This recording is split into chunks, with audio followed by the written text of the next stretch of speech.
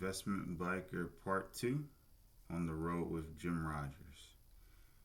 It's been a good read, and there has been a lot covered in this book. I mean, a lot.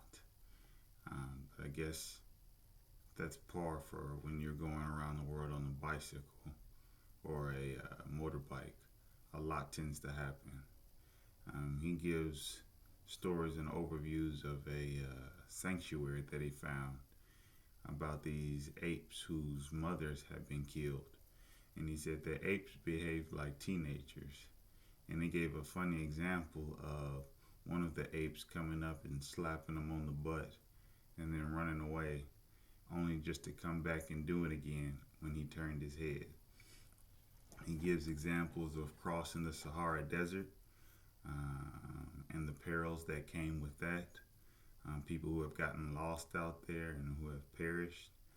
And he gives examples of going through different countries like Zaire, which is impoverished from corruption, and Zimbabwe and Botswana. And he says he invested after surveying and interviewing some of the people. He decided to invest in Botswana because it was north of South Africa, and he knew many of the problems that came with South Africa.